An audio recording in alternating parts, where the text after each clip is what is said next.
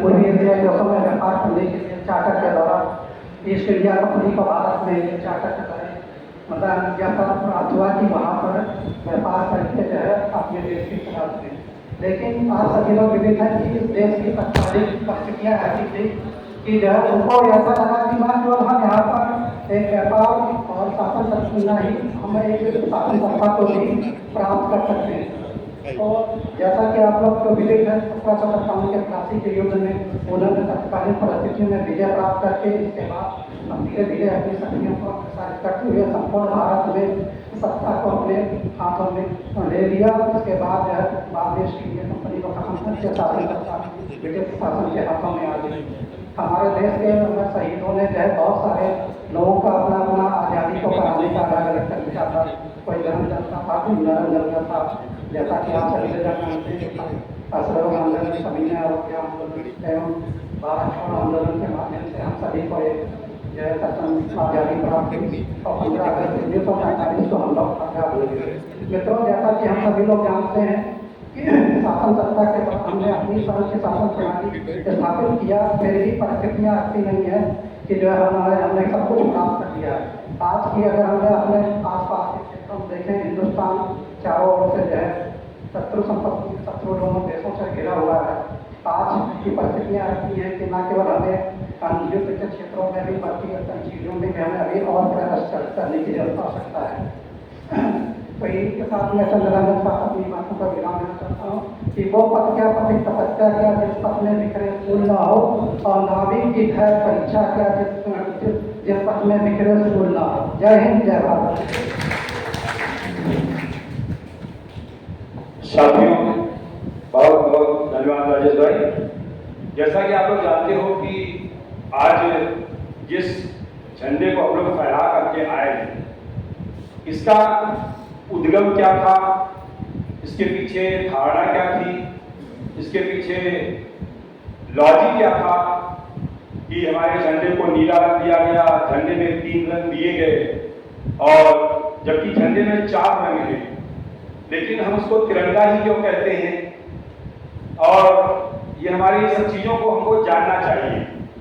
हमारा जब देश स्वतंत्र हुआ तो सबसे पहले ये स्थिति आई कि किस तारीख को अंग्रेज हमको सत्ता सौंपेंगे। हमारे उत्तरकालीन ब्रिटिश गवर्नर हमारे लॉर्ड माउंटबेटन, उन्होंने 15 तारीख को चुना कि इस तारीख को हम देश को आज़ाद करेंगे। उस पर बहस हो गई क्योंकि हमारा देश सनातनी देश है। हमारे यहाँ जो कुछ किया जाता है वो वेदों से, पत्राव से, ब्राह्मणों से, जो विद्वानों से पूछ करके सारी चीजें डिसाइड की जाती है। और भारत की स्वतंत्रता जैसा दिन अगर नियुक्त किया जाए और उसमें चीजें ना आए तो नहीं बनता। अब लॉर्ड माउंटबेटन और हमारे जो पुरोहित जो हमारे जो मतलब गणित जानते थे, गणितज्ञ, इनमें बहस हुई। उनका मानना था कि 15 अगस्त बहुत ही खराब दिन है, ये दिन अच्छा नहीं है। और लॉर्ड माउंटबेटन से बताया गया कि हमारी भारतीय परंपरा के अनुसार ये दिन बदल करके दूसरा कर दिया जाए। तो जो अंग्रेज थे अड़ियल थे, अड़ियल इस बात से अगर अड़ियल न होते तो भारत पे कब्जा नहीं कर सकते थे, क्योंकि हम लोग बहुत ही सीधे साधे लोग, हर चीज को मानने वाले, हमको लोग कैप्चर बड़ी जल्दी करते। तो ये लॉर्ड माउंटबेटन ने कहा नहीं, 15 अगस्त तो 15 अगस्त। रीजन ये था कि लॉर्ड माउंटबेटन का जन्म भी 15 अगस्त का था और उसके जितने कार्य उसको लगता था कि अगर जो कार्य मैं 15 अगस्त को करता हूँ वो बहुत अच्छा होता है। फिर अब ये हुआ कि क्या किया जाए, दोनों में सामंजस्य बैठाना है, ये राजनीति कहती है। उसमें फिर ये हमारे जो विद्वान मनीषी थे उन लोगों ने कहा कि ऐसा काम करो कि इसको मध्य रात्रि में कर लिया जाए, न 14 रहे न 15 रहे, तो वो चीजें टल जाए। इसीलिए हमारे 15 अगस्त 1947 को जो है मध्य रात का समय चुना गया था।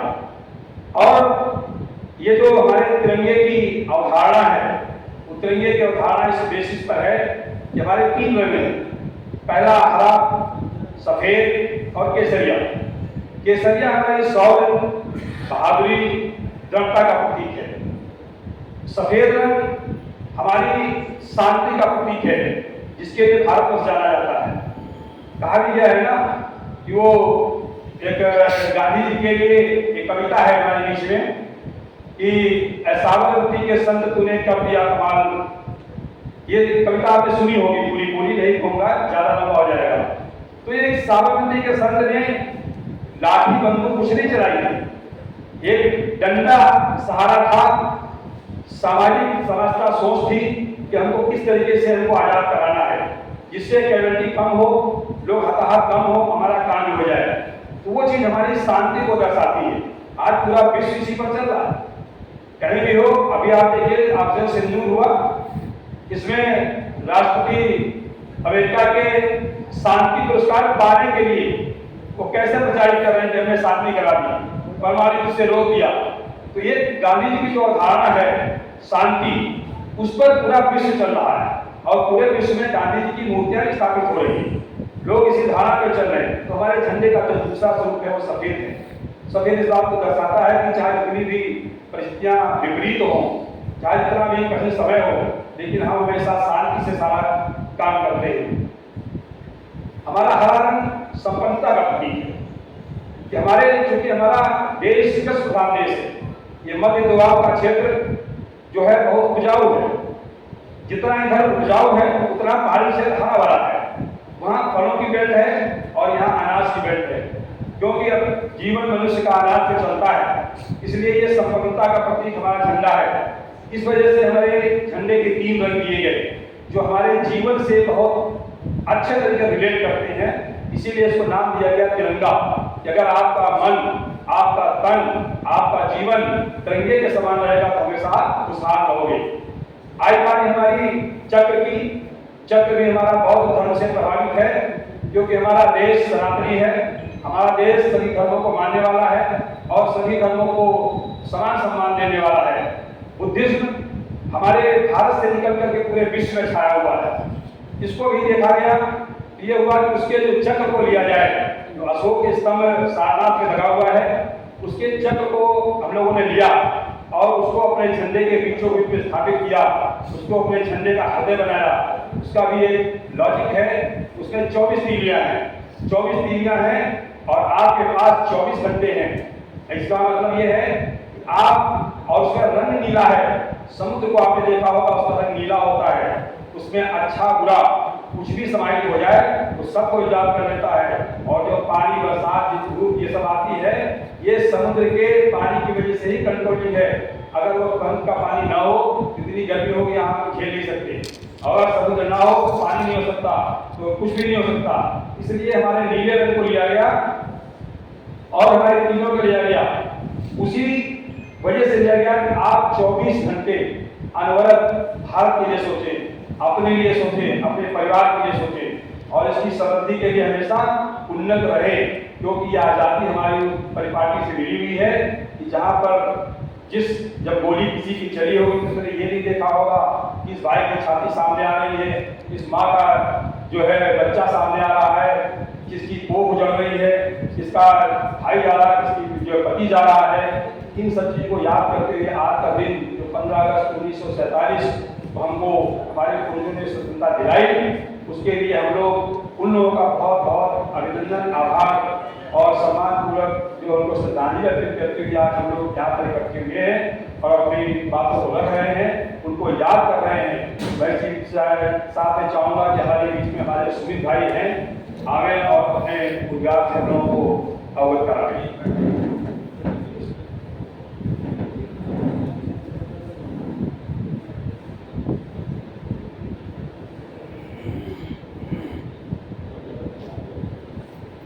आज 79वें स्वतंत्रता दिवस की अध्यक्षता कर रही माननीय जिलाधिकारी महोदया जी, हमारे तहसीलदार साहब, हमारे नायब साहब एवं हमारे सभी साथी, जैसा कि सभी लोग करा रहे हैं कि हम लोग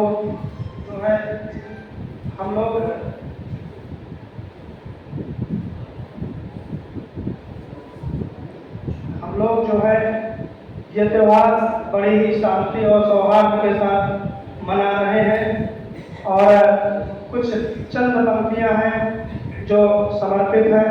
इससे पहले मैं जरूर कहूँगा कि स्वतंत्रता का मतलब सभी लोग अपने अपने स्तर से जानते रहते हैं, लेकिन मेरा अपना मानना है कि हम अपनी सेवा में रहते हुए गरीब व्यक्ति है, जो अंतिम पायदान का व्यक्ति है, अगर उसे कुछ दे सकें और वो अपने लिए ये चीज समझ सके कि नहीं, आज हमें इस चीज से, हमें आज अपनी गरीबी से, हमें आज अपने इस कार्य से स्वतंत्रता मिली, तो वही असली स्वतंत्रता। अगर हमारे पास कोई व्यक्ति आकर 20 टक्का लगा रहा है तो स्वतंत्र का ये चीज जरूर हम अपने सभी साथियों से कहेंगे, किसी जरूरतमंद की सेवा जरूर करते रहिएगा। और हमारी चंद पंक्तियां हैं कि हो समर्पित वतन पे वो मन चाहिए, कि हो समर्पित वतन पे वो मन चाहिए, लाल नेहरू के जैसे रतन चाहिए, कि लाल नेहरू के जैसे रतन चाहिए, कि हो कि लाल नेहरू के जैसे रतन चाहिए, कि हो केवली दान दे जन्म लेना पड़े, मेरे भारत के जैसा वतन चाहिए, कि प्यार माँ जैसा हो वारी गंगा मिले। ये अपनी तमन्ना है कि प्यार माँ जैसा हो वारी गंगा मिले, ना कहीं झूठ और ना ही दंगा मिले, है तमन्ना मरूं वतन के लिए, है तमन्ना मरूं वतन के लिए, बस कफन में मुझे ये तिरंगा मिले, बस कफन में मुझे ये तिरंगा मिले। चंद पंक्तियां और है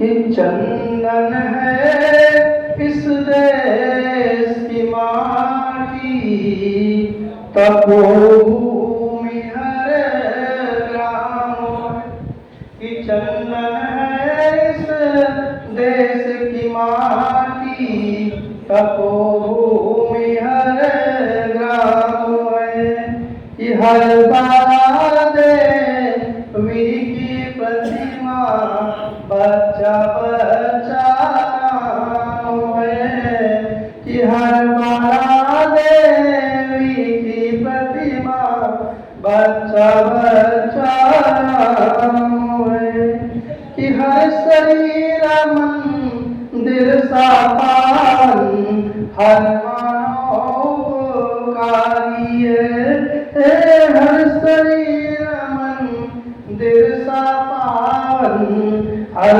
मानव कार्य है, जहाँ सिंह बन गए खिलौने गाय जहाँ प्यारी है, जहाँ सवेरा शंख बजाता लोरी गाती शाम है, जहाँ हर बाला देवी की प्रतिमा बच्चा बच्चा नाम है, जहाँ कर्म से भाग्य बदलते श्रमनिष्ठा कल्याणी है, त्याग और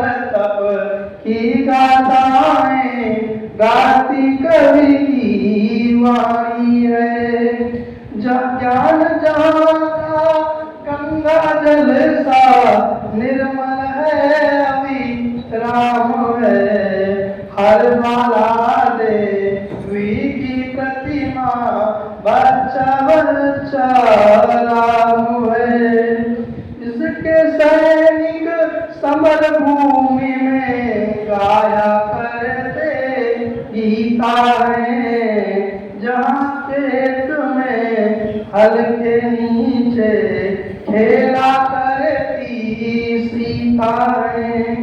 जीवन का दर्द जहाँ पर परमेश्वर का नाम है, हर माला देवी की प्रतिमा बच्चा बच्चा नाम है। चंदन है इस देश की माटी, तपोभूमि हर ग्राम है, हर बाला देवी की प्रतिमा बच्चा बच्चा नाम है। इन्हीं शब्दों के साथ सभी को स्वतंत्रता दिवस की हार्दिक बधाई। जय हिंद, जय भारत। बहुत सुंदर सुमिति।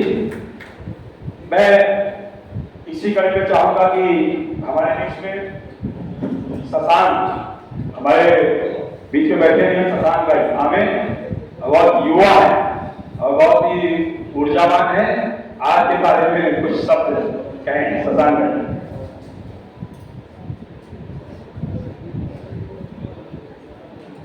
स्वतंत्रता दिवस के अवसर पर मंच की अध्यक्षता कर रही है सीएम मैम, तहसीलदार सर, नायब सर, नायब मैम, आरआई सर एवं समस्त हमारे सम्मानित साथियों को 79 इंडिपेंडेंस की हार्दिक शुभकामनाएं।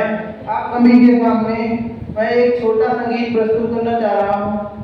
कोई त्रुटि हो तो मुझे क्षमा करना।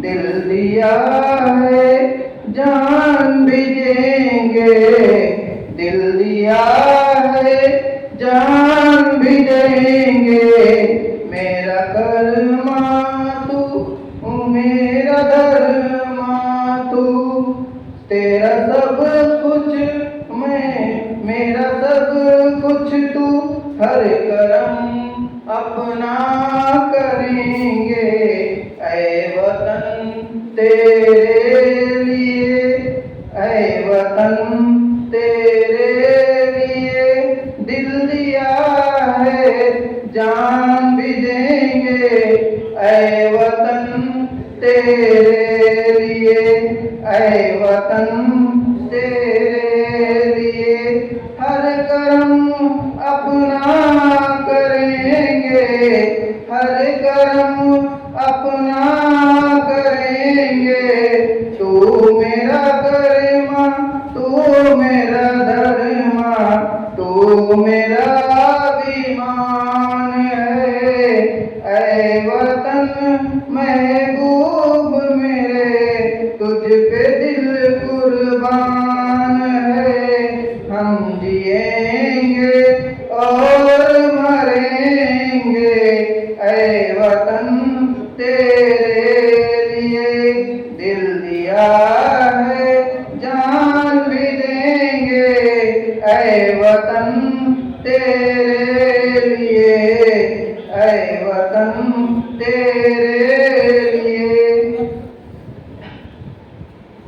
हिंदू मुस्लिम सिख ईसाई हम वतन हम नाम हैं, जो करें इनको जुदा मजहब नहीं इल्जाम है, हम जिएंगे और मरेंगे, ऐ वतन तेरे लिए, दिल दिया है जान भी देंगे, ऐ वतन तेरे लिए, तेरी गलियों में चला कर नफरत की गोलियां लूटते हैं कुछ लुटेरे, दुल्हनों की डोलियां लूट रहे आपको, अपने घर को लूट कर खेलते हैं बेखबर अपने लहू से होलियां, हम जिएंगे और मरेंगे, ऐ वतन तेरे लिए, दिल दिया है जान भी देंगे, ऐ वतन तेरे लिए, दिल दिया तेरा है जहाँ भी देंगे है वतन तेरे लिए। जय जय भारत।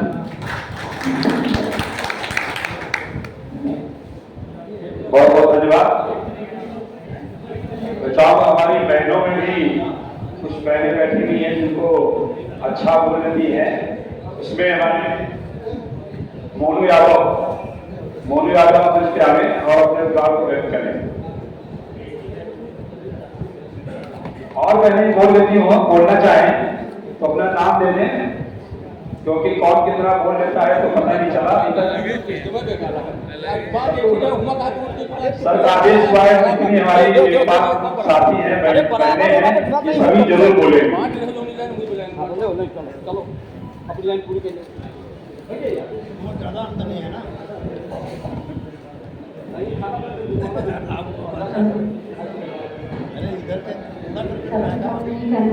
आज 15 अगस्त के दिन सभागार में उपस्थित हुए आज की सभागार की अध्यक्षता करने माननीय जिलाधिकारी महोदय, तहसीलदार सर, नायब सर, मैम और उपस्थित हमारे सभी लेखपाल साथी, सभी लोगों को 15 अगस्त की हार्दिक शुभकामनाएं। जैसा कि हम लोग जानते हैं कि ये 15 अगस्त का दिन बड़ी ही हर्षोल्लास के साथ पूरे देश में मनाया जा रहा है और इसी स्वतंत्रता दिवस के ही आधार पे हम सभी लोगों को कुछ आज़ादी, कुछ स्वतंत्रताएं मिली हैं, जिसके तहत हम लोग यहाँ उपस्थित हुए हैं और इतना भव्य कार्यक्रम मनाया जा रहा है। और जो मैं पेश करना चाहती हूँ,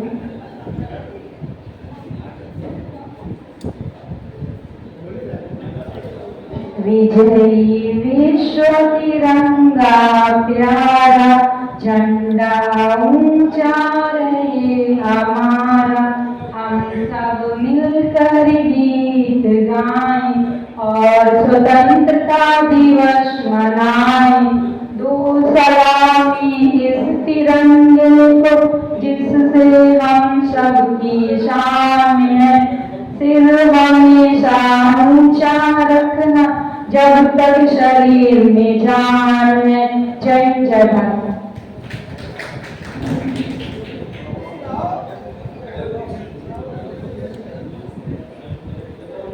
आज के दिन जैसा भी बहन बताया बहुत अच्छी बात है और बहनें हमारी और तैयार हो, मैं बुलाऊंगा जरूर सबको। जैसा कि आप जानते हो क्या हमारा स्वतंत्रता दिवस है, आपको पता होना चाहिए कि आज के ही दिन कुछ और देश भी हैं जो स्वतंत्रता दिवस मनाते हैं। शायद आपको पता होना हो, 5 देश और हैं जिनमें आज के ही दिन स्वतंत्रता दिवस मनाया जाता है। उसमें उत्तर कोरिया, दक्षिण कोरिया, कांगो गणराज्य और बहरीन और ये 5 देश और हैं जिनमें आज के ही दिन स्वतंत्रता दिवस मनाया जाता है। और ये जो झंडा हमारा बनाया गया, इसकी वास्तविक संरचना 1921 में तैयार हुई, जब हमारे पिंगली वेंकैया जो एक झंडा बनाने वाले हमारे व्यक्ति हैं, उनके साथ किया था, क्योंकि महिलाएं पीछे नहीं है। उस वक्त समझिए 1921 के दौरान हमारे एक महिला थी सुरैया तैयब जी, जो एक हमारे IAS थे प्रशासनिक अधिकारी बदरुद्दीन तैयब जी की पत्नी हुआ करती थी। बदरुद्दीन तैयब जी का जो है प्रशासन में बड़ा महत्वपूर्ण योगदान रहता था। उसमें क्योंकि हमारे झंडे में सबसे पहले चक्र नहीं हुआ करता था, गांधी जी का चरखा हुआ करता था। गांधी जी के चरखे के होने का प्रतीक ये था कि क्योंकि हमारे पास जो माल हमारे यहाँ से जाता था, कपास, वो यहाँ से अंग्रेज ले जाते थे और उसको रिसाइकलिंग करके यहाँ पर महंगे दामों में बेचते थे। उससे तो गांधी जी ने कहा कि जब मेरी ही चीज है, मेरा ही प्रोडक्शन है, तो हम उत्पाद को तैयार करें। तो उन्होंने चरखा बनाया और चरखे से सूत काटा, सूत काट के उन्होंने जो कपड़ा बनाया वो उन्होंने अंगीकार किया और पूरे जीवन एक ही धोती पर जो रहे कुछ और नहीं पहना। उसका भी एक लॉजिक है कि गांधी जी ने असल में क्या उनके पास पैसे की कमी थी? नहीं। क्या उन्होंने तो कपड़ा नहीं मिलता था? नहीं। वो जो धोती उन्होंने पहना प्रतीक था इस बात का कि वो कभी, क्योंकि ये बैरिस्टर हुआ करते थे और जब ये अफ्रीका गए थे तो वहां पे अंग्रेज लोग जो अफ्रीका में भारतीयों को काला बकरा कहा करते थे। वहां बड़ी स्थिति दयनीय थी। वहां पे इन्होंने तमाम सारी चीजों को देखा और उसके बाद जब भारत लौटे, जब रास्ते से गुजर रहे थे तो उन्होंने एक सड़क किनारे देखा कि एक दीनहीन माँ बैठी हुई है जिसके वस्त्र पे तन पे कपड़ा नहीं है, एक ही धोती से अपने पूरे सर को लपेटे हुए है। तो इन्होंने सोचा कि अगर हम अपने कुछ कपड़ों का परित्याग कर दें तो हो सकता है किसी और का भी भला हो जाए। उसका प्रतीकात्मक ये था कि हमको जितनी जरूरत हो हम उतना उपयोग करें। इसलिए उन्होंने धोती को धारण किया और आजीवन धोती पे रहे और पैदल चलते रहे और न कभी कोई सात्विक भोजन, सात्विक विचारधारा ये सब करते थे और लोगों की सेवाएं बहुत करते थे। तो ये हमारा जो है ये जो 15 अगस्त और 26 जनवरी में आप अंतर, कभी आपने सोचा हो कि अंतर क्या है इसमें? 15 अगस्त को गणतंत्र दिवस क्यों कहा जाता है और 26 जनवरी को हम लोग क्यों मनाते हैं? तो 26 जनवरी 15 अगस्त दो बेसिक अंतर है। एक 15 अगस्त जो हम लोग झंडा दिवस कहते हैं इसको, और 15 अगस्त को झंडा दिवस और 26 जनवरी गणतंत्र दिवस। 15 अगस्त को झंडा दिवस इसलिए कहते हैं कि जो कि जब हमारा झंडा ऊपर फहराया गया तो ब्रिटिश झंडा भी नीचे आया। ब्रिटिश झंडे को जैसे जैसे नीचे किया गया वैसे वैसे ही भारतीय झंडे को ऊपर किया गया। इसलिए जब कभी आप देखिए तो गणतंत्र दिवस में 4 जो हमारे दिल्ली में झंडा फहराया जाता है तो चढ़ाया जाता है, वो फिक्स नहीं होता, वो धीरे धीरे चढ़ाया जाता है। उस बात का प्रतीक है कि हमारा हिंदुस्तान 100 की ऊंचाइयों को छू रहा है और ये हमेशा ऊपर बना रहेगा। गणतंत्र दिवस इसलिए मनाते हैं 26 जनवरी को क्योंकि इसमें हमारे प्रधानमंत्री 15 अगस्त को प्रधानमंत्री जो है लाल किले से भाषण देते हैं, लेकिन 26 जनवरी को हमारे राष्ट्रपति लाल किले से भाषण देते हैं। ये दोनों लोग एक ही दिन क्यों नहीं देते? उसका भी एक रीजन है कि चूंकि 26 जनवरी हमारे संविधान से जुड़ा हुआ है। हम लोगों ने संवैधानिक स्वतंत्रता प्राप्त की और हमारा जो है देश जो है संविधान को अंगीकार किया 26 जनवरी को। इसलिए हमारे राष्ट्रपति उसका प्रमुख होता है। देश का संवैधानिक प्रमुख जो है हमारा राष्ट्रपति है, इसलिए राष्ट्रपति उस झंडे को फहराते हैं और 15 अगस्त को हमारे प्रधानमंत्री झंडे को फहराते हैं। मैं इसी कड़ी में चाहूंगा कि हमारे साथ में हमारे कहीं बैठे होंगे नरेंद्र भाई, तहसील मंत्री हमारे हैं, नरेंद्र भाई आ गए और जो है आज के परिपेक्ष में अपने विचारों को रखें।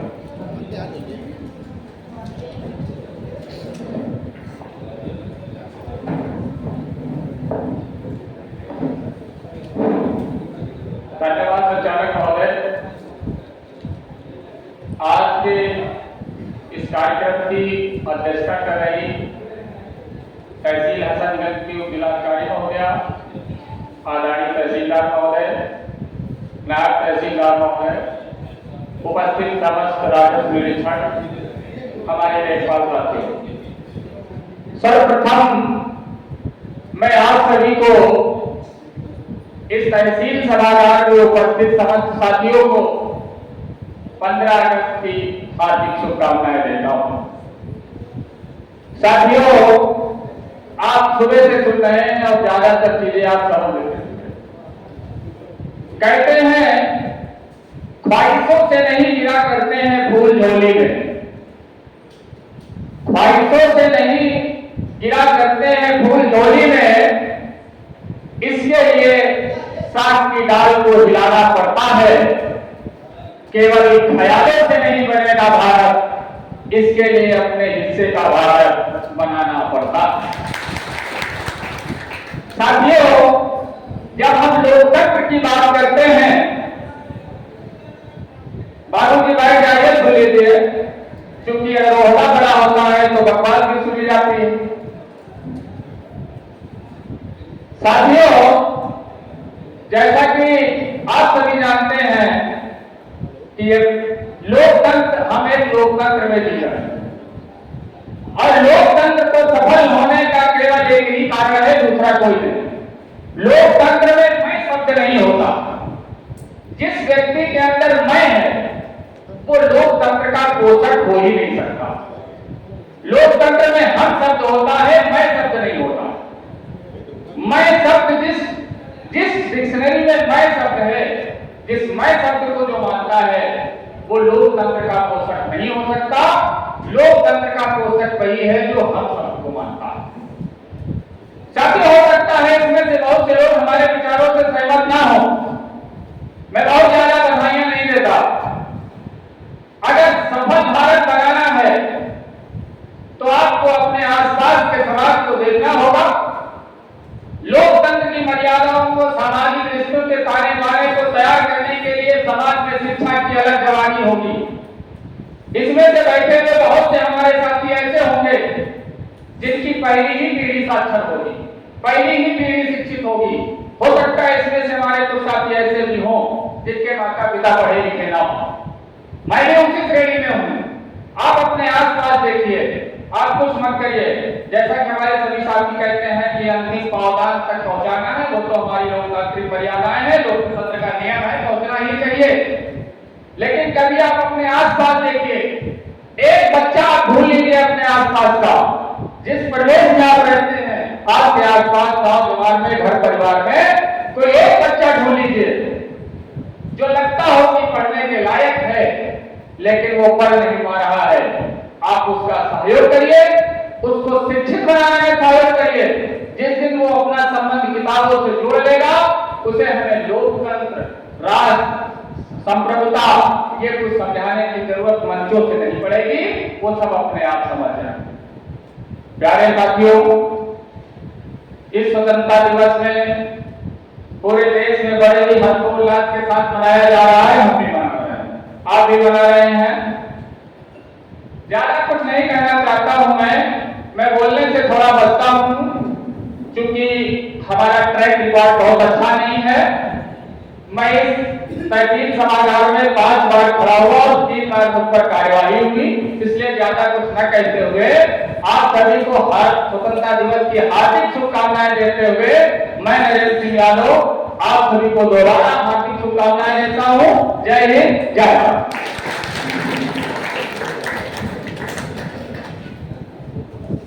बहुत बहुत सुंदर बात। अभी हमारे नरेश भाई ने मैं और हम में डिफरेंस बताया, वाकई सही है कि जहां मैं होगा वहां सब कुछ गड़बड़ होगा और जहां हम होगा वहां सब कुछ अच्छा होगा। हमारे संविधान की अवधारणा भी है, हम भारत के लोग, लाइन लिखी गई है, मैं भारत के लोग नहीं लिखा गया मैं हम भारत के लोग। तो वाकई मैं और हम की परिभाषा को जो जान गया वो समझो जीवन के पूरे पार को पढ़ लिया। इसी क्रम में मैं चाहूंगा कि हमारे बीच में हमारी बहन बबीता जी आ जाए बेटा, ये आएगी और अपने जो है कुछ शब्दों को गार करेगी। इस बच्चे के लिए सबसे पहले आप लोग ताली बजाइए कि जहां आप हिम्मत नहीं कर सके अपना नाम ले लीजिए। इस बच्चे ने अपना नाम स्वयं प्रपोज किया कि मुझे कुछ कहना है। इससे इतना तो सीख ही लो कि अपना नाम लेने की कोशिश किया करो, कुछ बोलना है।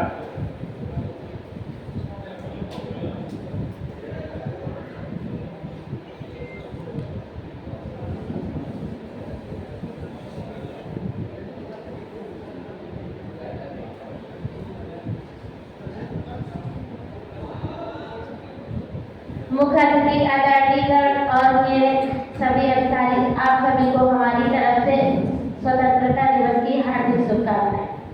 इसी के साथ मैं आप लोगों को एक गीत सफलता से संबंधित सुनाना चाहती हूँ। न हो साथी कोई अकेले बढ़ो तुम, सफलता तुम्हारे कदम चूम लेगी, कदम चूम लेगी, कदम चूम लेगी, सफलता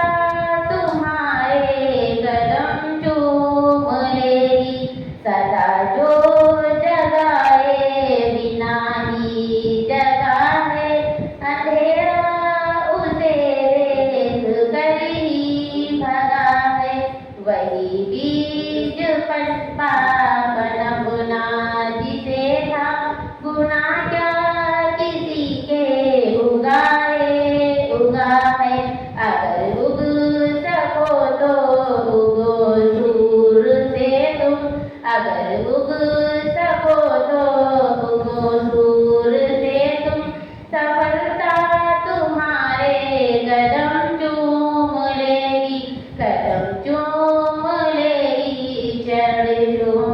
लेगी सफलता तुम्हारे कदम चूम लेगी सही राह को छोड़ कर जो मुड़े हैं वही देख कर दूसरे को उड़े हैं बिना पंख तोले उड़े जो गगन में न संबंध उनके गगन से जुड़े हैं अगर उड़ सको तो पखेरु बनो तुम अगर उड़ सको तो पखेरु बनो तुम सफलता तुम्हारे कदम चूम लेगी चढ़ चूम लेगी सफलता तुम्हारे कदम चूम लेगी न जो बर्फ की आंधियों से डरे हैं कभी पग न उनके शिखर पर पड़े हैं जिन्हें लक्ष्य से कम अधिक प्यार खुद से वही जी चुराए विमुख खड़े हैं अगर जी सको तो जियो जूझ कर तुम अगर जी सको तो जियो जूझ कर तुम सफलता तुम्हारे कदम चूम लेगी चढ़ चूम लेगी सफलता तुम्हारे कदम चूम लेगी। इसी के साथ मैं आओ झुककर सलाम करें उनको आओ झुककर सलाम करें उनको जिनके हिस्से में यह मुकाम आता है खुश नसीब होता है वो कौन जो देश के काम आता है जो देश के काम आता है। कितनी सी बात हवाओं को बताए रखना बस कितनी सी बात हवाओं को बताए रखना रोशनी होगी चिरागों को जलाए रखना लहू देकर की है जिसकी हिफाजत हमने लहू देकर की है जिसकी हिफाजत हमने ऐसे ही तिरंगे को अपने दिल में बसाए रखना अपने दिल में बसाए रखना। आजादी की कभी शाम नहीं होने देंगे आजादी की कभी शाम नहीं होने देंगे शहीदों की कुर्बानी बदनाम नहीं होने देंगे बची हो तो एक भी बूंद लहू की भारत माँ का आंचल नीलाम नहीं होने देंगे भारत माँ का आंचल नीलाम नहीं होने देंगे।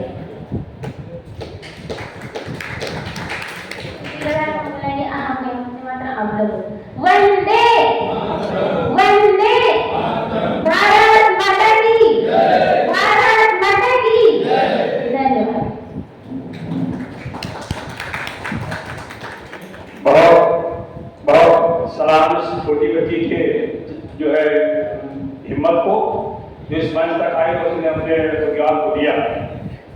मैं चाहूँगा कि हमारे बीच में राजनारायण मौर्य जी मौजूद है चाय पी रहे हैं अगर थे ठंडी हो जाए कोई बात नहीं बगल वाले को देने सुरक्षित रहे आ जाए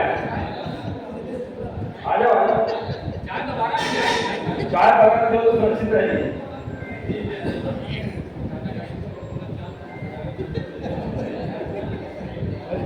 ज्यादा अच्छी वो पी लो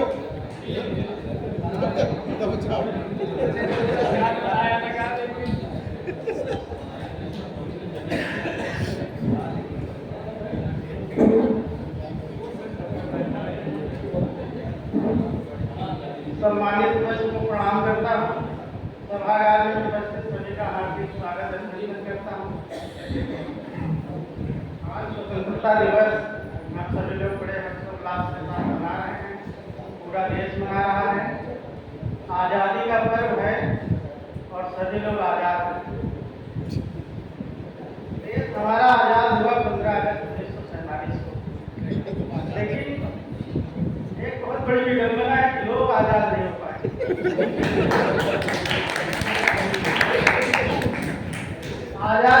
अंदर से जो विद्वान लोग हैं, जैसे कहा जाता है कि जिनमें आकलन करने की क्षमता नहीं है उन्हें विद्वान नहीं कहा जा सकता। उसी तरह जो अपनी समस्याओं का समाधान करने में सक्षम नहीं है उन्हें आज़ाद नहीं कहा जा सकता। जय हिंद, जय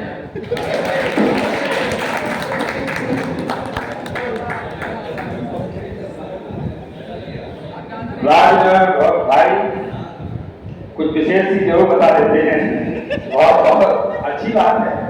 ये तो अपने उद्गार है जो हमारे मन में आता है तो स्वतंत्रता को बोलना चाहिए, कहना चाहिए, इसमें कहीं कोई बुराई नहीं है।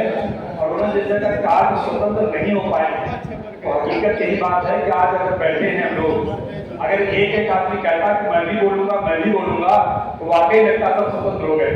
कोई बोलने नहीं चाहता, इसलिए कहीं ना कहीं मन से स्वतंत्र हैं। आप स्वतंत्र हैं लेकिन मन से स्वतंत्र हैं कि आप अपनी बात को कहना नहीं चाहते, आप अपनी बात को बताना नहीं चाहते। देखिए ऐसा है, ये अपना परिवार है, यहाँ जो कुछ कहा जाएगा कुछ बुरा नहीं मानना है। मैं भी आपके सामने बोल लेता हूँ कि मेरी कोई परिचय नहीं। मैं आपको बताऊं कि मैं जब इंटर में था, मुझे पहली बार बोलने के लिए खड़ा किया गया तो स्थिति क्या थी कि जब मैं बोलना एक कविता याद करके गया था, बड़ा मन से, मेरे पिताजी के लेक्चरार थे, वही स्कूल था, इसलिए जबरदस्ती मुझे खड़ा किया गया कि शिक्षक पुत्र हो तो क्या बोलोगे। खैर मैं कविता तैयार करके गया था।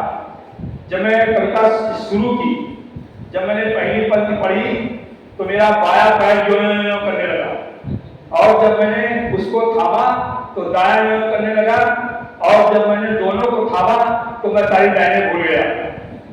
ये पहले मंच की परिणति मुझे आज भी याद आती है। और मुझे इसके बाद मैंने जीवनी पढ़ी थी, लाल बहादुर शास्त्री की जीवनी। मैंने वो पढ़ी पंजाब की यूनिवर्सिटी में, एक पुस्तकालय में एक मित्र के साथ गया था, समय ज्यादा था तो मैं बैठा है, लाल बहादुर जो जवाहरलाल नेहरू की जीवनी मैंने पढ़ी तो अचानक मैंने पेज खोला तो उसमें एक पहला पन्ना ही मेरे सामने आ गया। उसने लिखा था एक पैराग्राफ पे कि जब मैंने भाषण देना शुरू किया तो कैसे किया। बोले कि मैं जब जाता था तो बंदे के खेत में, गोभी के नहीं बंदे के खेत, बोले बंदे के खेत में मैं पहुंच गया और खड़े होकर मुझे जो आता था वो मैंने बोलना शुरू कर दिया। मैंने समझ लिया कि जो सामने बैठी ऑडियंस है, ये सब खोपड़ियां बंधे नहीं, ये सब जनता बैठी हुई है और जो मैं सुन कह रहा हूँ वही सर्वोपरि है। क्योंकि जब आप बोलते हो तो जनता कुछ नहीं बोलती और जब आप जो कह रहे होते हो तो जो आप कहते हो वही सब कुछ सही है, क्योंकि वो कला होती है बोलने वाले में। जब वो बोलता है तो उसको लोग मंत्रमुग्ध होकर सुनते हैं, सुनते इसलिए कि पता नहीं कौन सी बात कब किसके दिल को छू जाए, आपके निकली हुई कौन सी बात कब किसको किस ऊंचाई पर ले जाए, आपके दिल से निकली हुई बात कब किसी कौन सी बुराई को खत्म कर दे, आपके दिल से निकली हुई बात कब किसको किस प्रेरणा के लिए प्रेरित कर दे, ये कुछ किसी को पता नहीं होता। ये आप जब अपने उद्गार से किसी का भला कर देते हो तो इस जीवन का सबसे बड़ा क्षण है, इज्जत सबसे बड़ी प्रणति है और आपकी सबसे बड़ी तपस्या होती है जिसको आप हृदय से बताते हो। तो इन्हीं कड़ी में मैं चाहूंगा कि हमारे बीच में हमारे छोटे भाई जो नई बैच के हैं, राहुल यादव के बैठे हैं। अरे क्या हाँ, ये हमारे तहसील में पहली बार है इसलिए मैंने इनको नए कहा है तो पुराने ही और बहुत ही कर्मठ भी है। मंच पर अध्यक्षता कर रही आदरणीय श्रीमान जिलाधिकारी महोदय, तहसीलदार महोदय, नायब साहब एवं हमारे समस्त नेपाल साथियों, 85वें स्वतंत्रता दिवस की सभी को हार्दिक बधाई एवं शुभकामनाएं। स्वतंत्रता दिवस आज हम सभी एकत्रित हुए हैं। दिवस पर हमें सबको यही सीख लेनी चाहिए कि स्वतंत्रता एक कोई शब्द नहीं है बल्कि एक जिम्मेदारी है। जिम्मेदारी इस प्रकार की कि हमें कोई आर्थिक भेदभाव, धर्म, जाति के आधार पर भेदभाव ना हो, सभी व्यक्तियों को अपनी पूरी ईमानदारी से विकसित करने की क्षमता हो। स्वतंत्रता का मतलब ये है कि अभी सभी व्यक्ति अपने जो भी क्षमता है अपने अकॉर्डिंग वो अपने पूरी विकसित कर पाए, इसमें कोई भेदभाव ना हो। इसमें 2 लाइन सुनाना चाहूँगा। कहानी सुनो मैं सुनाता हूँ, झांसी की रानी बताता हूँ, जैसे खूब लड़ी उसकी मिट्टी पड़ी, बोले उसकी धड़कन धीरे धीरे, बोले उसकी धड़कन धीरे धीरे, मेरा तिरंगा लहरा गया, यहाँ जैसी भाषा कहाँ है, यहाँ जैसा जन जन कहाँ है, यहाँ गंगा की धारा, यहाँ यमुना की धारा, बोले के पंछी धीरे धीरे, बोला का मौसम धीरे धीरे, मेरा तिरंगा लहरा गया। जय जवान।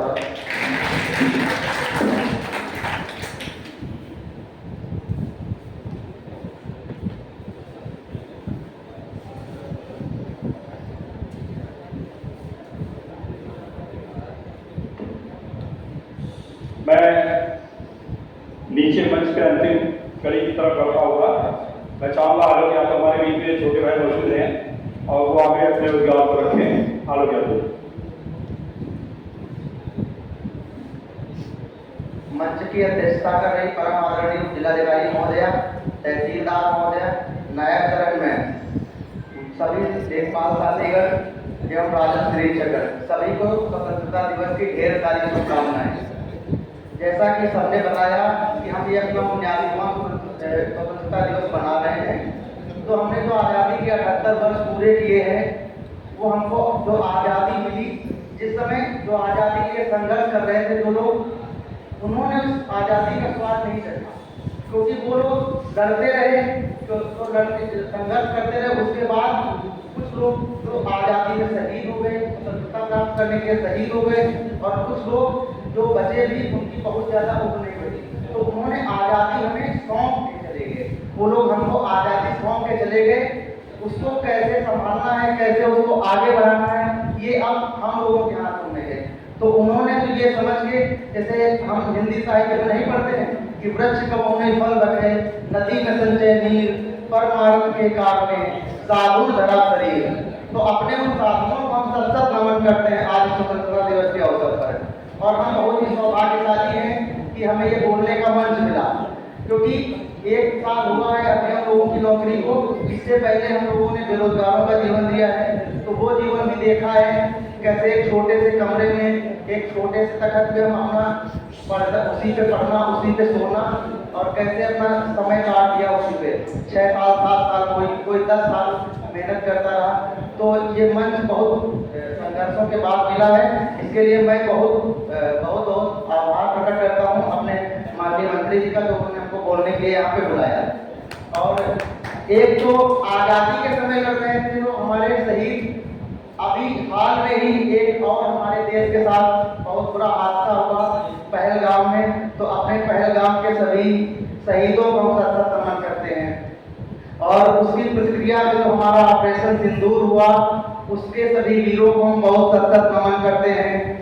जब हम यहाँ पे मंच पे खड़े हैं तो कोई हमारी हिफाजत कर रहा होगा, शायद वो अगर हिफाजत ना कर रहे होते तो शायद हम यहाँ इतनी आसानी से खड़े होके जो बोल रहे हैं, कोई छोटा वाक्य दे रहा, कोई लंबा वाक्य दे रहा, शायद ना बोल पाते। लेकिन हाँ, ये बात भी सही है कि हर व्यक्ति को बॉर्डर पे जाके नहीं खड़ा हो सकता है। कोई बॉर्डर पे खड़े होकर देश की सेवा कर रहा है, कोई बच्चों को शिक्षा देकर सेवा कर रहा है, कोई तहसील में नौकरी करके सेवा कर रहा है, कोई ब्लॉक में नौकरी करके, तो सभी अपना अपना कर्तव्य करके एक प्रकार से देश की सेवा कर रहे हैं। और जिस प्रकार सभी देश के सेवक हैं, बस यदि हम अपना काम ईमानदारी से करते रहें तो हम भी देश की सेवा ही कर रहे हैं। इसके लिए हर व्यक्ति तो बॉर्डर पर नहीं जा सकता है, हर व्यक्ति सीमाओं पे ही नहीं खड़ा हो सकता है। अगर हर व्यक्ति सीमाओं पे खड़ा हो जाएगा तो सीमाओं पे जो अनाज किसान पैदा करके बेचते हैं वो कौन बेचेगा। अगर हम यहाँ सुबह सुबह आके बोल रहे हैं, खड़े हैं, तो हमारी माता जी ने, हमारे पिताजी ने, सब कोई किसी प्रकार से मदद करता है, कोई किसी प्रकार से मदद करता है। जो बॉर्डर पे भी खड़े हैं उनको भी किसी प्रकार से, तो वो सब एक तरह से जो देश है वो एक चीज से नहीं चलता, वो एक प्रकार का गुलदस्ता है। उसमें सबके काम बटे हुए हैं भांति भांति रूप से, कोई कुछ कर रहा, कोई कुछ कर रहा। और अगर वो शहर में एक ही काम में लग जाएगा तो शायद हमारा उद्देश्य पूर्ण नहीं होगा। इसलिए हम सभी अपने उद्देश्य की पूर्ति के लिए अपने अपने काम को ईमानदारी से करें और देश को आगे बढ़ाने में मदद करें। बहुत बहुत धन्यवाद। बहुत सुंदर। अभी आलोक भाई ने बताया कि हमारा देश एक फूलों का गुलदस्ता है, हम उसके फूल हैं। तो वाकई सही बात है कि हम जिस क्षेत्र में जहां पर हैं वहां पर जो काम कर रहे हैं, वो चाहे एक स्वीपर से लेकर के, एक किसान से लेकर के, और जो है हिमालय की चोटी पर सेवा करने वाला सैनिक, सबका अपना अपना काम महत्वपूर्ण है। इन सबके योगदान से ही जो है भारत बनता है और ये देश सेवा है। वाकई जिस क्षेत्र में हम काम कर रहे हैं उस काम को करना ही देश सेवा है। हमारे बीच में हमारे अमीन संघ अध्यक्ष भाई लालता भाई बैठे हुए हैं, क्योंकि लेखपाल लोग तो बोल लिए थे, अमीन संघ नहीं बोल पाया। उसके लिए मैं चाहूंगा इसकी पूर्ति हमारे लालता भाई से होगी। अमीन संघ के बहुत बहुत धन्यवाद संचालक महोदय। अमीन संवर्ग ही विलुप्त हो रहा है, इसलिए लेखपाल भाइयों को मैं बताना चाहता हूं कि एक अमीन संवर्ग भी है। आप लोगों का भी काम हमसे बढ़ेगा और हमारा भी काम आपसे बढ़ेगा। आदरणीय उप जिलाधिकारी महोदय, तहसीलदार महोदय एवं नायब तहसीलदार महोदय, आज हम 15 अगस्त 78 वर्ष आज़ादी के पूरे करके 19वां स्वतंत्रता दिवस के रूप में मनाए।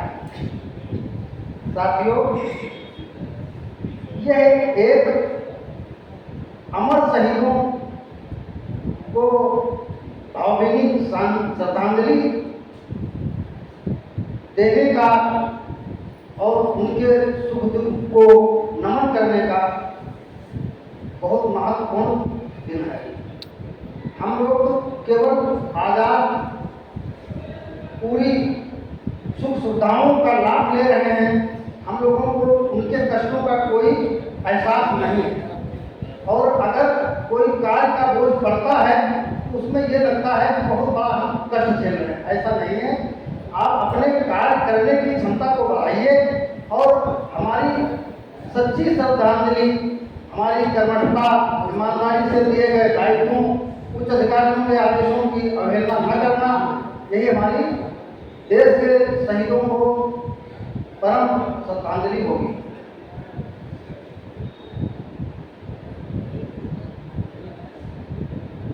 हम चाहेंगे कि आज हमारे अधिकारियों की जो युवा टीम हमारे बहुत वर्षों के बाद तहसील हसनगंज को प्राप्त हुई है, उससे हम बहुत गदगद हैं और शायद अधिकारियों के दिए गए कामों की 100% पूर्ण करने की हिम्मत भी रखते हैं। क्यों? उसका कारण है कि अधिकारियों के द्वारा किसी प्रकार का उत्पीड़न नहीं किया जा रहा है, कार्य को हंस खिला करके कार्य किया जा रहा है। ये एक अधिकारियों की हमारे महानता है। इन्हीं शब्दों के साथ हम अपनी वाणी को विराम देते हैं। जय हिंद, जय भारत। बहुत बहुत धन्यवाद। बेसिकली मैं चाहूंगा कि हमारे तहसील प्रांगण में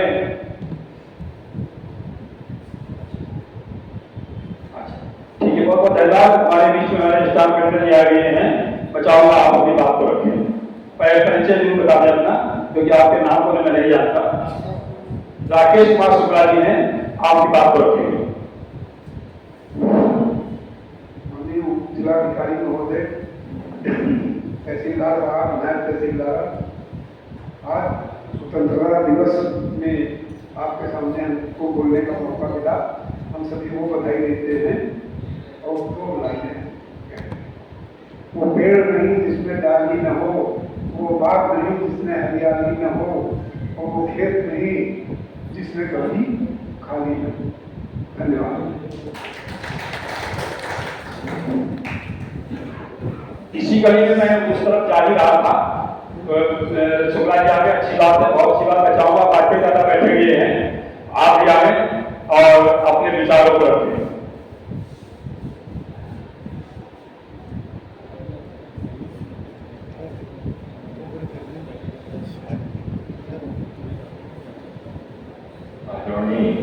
जिलाधिकारी महोदय, तहसीलदार साहब, नायब तहसीलदार साहब एवं समस्त कर्मचारी दलों को हार्दिक नमन करते हुए कि यही जाति के करनवा कितनो मिटिगे लालसा, यही जाति के करनवा कितनो मिटिगे लालना, कि कितनो मिटिगे लालना, कितनो मिटिगे लालना, यही जाति के करनवा कितनो मिटिगे लालना। मिटे गोखले तिलक लाजपत और विपिन चंद्रपाल, मिटे गोखले तिलक लाजपत और विपिन चंद्रपाल, कि मालवीय चितरंजन बाबू मिटिगे मोतीलाल, छोड़े आपन वे भवनवा कितनो मिटिगे लालना, कि छोड़े आपन वे भवनवा कितनो मिटिगे लालना। यही आजादी के खातिर मिट गए भारत माँ के लाल, यही आजादी के खातिर मिट गए भारत माँ के लाल। हाय मेरे बापू के खून से हो गई धरती लाल, उनके दर्शन थे सपनवा कितनो मिट गए लालना, उनके दर्शन थे सपनवा कितनो मिट गए लालना।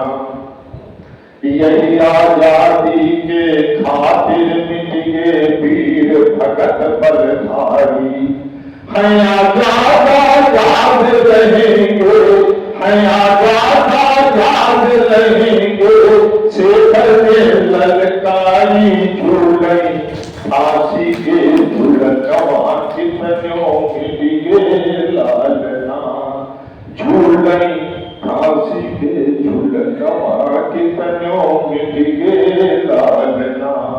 यही जाति के करनवा कितनो मिट गए लालना।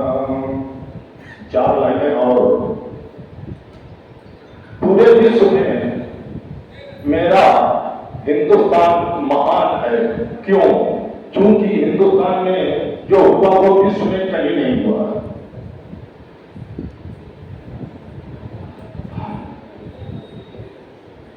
ये हिंदुस्तान हमारा है इसकी अलग पहचान, है इसकी अलग पहचान, वो हिंदुस्तान हमारा है, कि जहाँ शाश्वत है धर्म ईमान, शाश्वत है धर्म ईमान, वो हिंदुस्तान हमारा है इसकी अलग पहचान, ये हिंदुस्तान हमारा है। और कि जहाँ जहाँ पद्म धाय सीधाए कहाँ, कि जहाँ पन्ना धाय सीधाए कहाँ, जो अपना लाल लुटाती हो आड़ी रानी सी रानी, वो निज शीश काट पहुँचाती हो, जौहर न पद्मनी सा पाया, जौहर न पद्मनी सा पाया, देखा है ऐसा प्यार कहाँ, साहस वो आई स्वामी राधा अनुराग जहाँ नारी शक्तिमान, जहाँ नारी शक्तिमान वो हिंदुस्तान हमारा है इसकी अलग पहचान, वो हिंदुस्तान हमारा है इसकी अलग पहचान, वो हिंदुस्तान हमारा है। शाश्वत है धर्म ईमान, शाश्वत है धर्म ईमान, वो हिंदुस्तान हमारा है। जय हिंद जय। बहुत सुंदर बात है दादा ने। एक शब्द कहा था हिंदुस्तान में जो हुआ वो कहीं नहीं हो सकता। उसकी झलक उनकी कविता में जो उन्होंने पढ़ी पूरी तरीके से उन्होंने झांकी खींच दी कि जिस हमारी महिलाएं हमारे पुरुष सब ने क्या क्या योगदान दिए, कभी कोई पीछे नहीं रहा, किसी ने परवाह नहीं की कि मेरा क्या हुआ, मेरा क्या नुकसान। राष्ट्र बड़ा है, यहाँ पर इंसान नहीं बड़ा है। इस बात को कविता से पूरी झलक मिलती है। बहुत बहुत धन्यवाद करते दादा को। आज हम लोग जिस पर्व को मनाने के लिए बैठे हैं, इस पर्व की घोषणा सिंदूर दिवस के रूप में भी की गई है। और सिंदूर दिवस हमारा शौर्य का प्रतीक है। हमारी भारतीय सेनाओं ने जो पुलवामा की पलड़ी को जिस तरीके से अंजाम दिया वही वाकई काबिल तारीफ है। उनकी जितनी प्रशंसा की जाए, जितना उनको वंदन नमन अभिनंदन किया जाए वो बहुत ही कम है, बहुत ही छोटा है। हमारी जो सेनाओं ने जो पराक्रम दिया और आज के जो आधुनिक वातावरण है, जो वैज्ञानिक युग है, उसके हिसाब से जो सटीक निर्णय लिया, जिसमें हमने उन जगहों पर टारगेट किया जिन्होंने हमको नुकसान पहुंचाया था। हमने पाकिस्तान की किसी भी आम जनता को कोई नुकसान नहीं पहुंचाया और हम उस स्थिति पे पहुंच गए कि जब पाकिस्तान घुटने पे आकर बैठ गया, उसको समझ में आ गया कि अगर हिंदुस्तान जब चाहेगा तो 10 मिनट के अंदर अंदर हमारे पूरे पाकिस्तान को नेस्तनाबूद कर देगा। उसने हमारे प्रधानमंत्री से हर टाइम पे बात की और हिंदुस्तान का दिल देखिए, इसने 2 मिनट में क्षमा कर दिया, युद्ध को विराम कर दिया। तो ये वाकई ऐसा हिंदुस्तान है कि जो पूरे विश्व में हिंदुस्तान में ही संभव है। हम अपनी जो बेइज्जती है उसका बदला लेना जानते हैं, तो उसी क्षण उसको माफ करना भी जानते हैं। ये दोनों धाराएं एक साथ चलती है, वही वाकई हिंदुस्तान है। इस हिंदुस्तान को पूरा पूरा नमन, मेरी तरफ से बंधन अभिनंदन। ठीक है, परिवेश में एक छोटी सी 4 लाइनों की कविता मेरी नहीं है, मैं कहीं से लाया हूँ बोल के, मुझे अच्छी लगी। आज सुबह उसमें देखा, अच्छी लगी तो मैं आपके सामने भी शेयर करूंगा। पाकिस्तान के लिए है जो में एक को मारोगे 1000 आएंगे, एक को मारोगे 1000 आएंगे। मेरे वतन के दीवाने बेशुमार आएंगे, मेरे वतन के दीवाने बेशुमार आएंगे। और जब जब छाएगा इस वतन पर गुलामी आतंकवाद का अंधेरा, तो यहाँ के हर नौजवान भगत सिंह का नाम लेकर किरदार आएंगे, भगत सिंह का लेकर किरदार आएंगे। इसी के साथ साथ नीचे की पंक्ति में शायद कोई नहीं बचा जो कुछ कहना चाहता हो।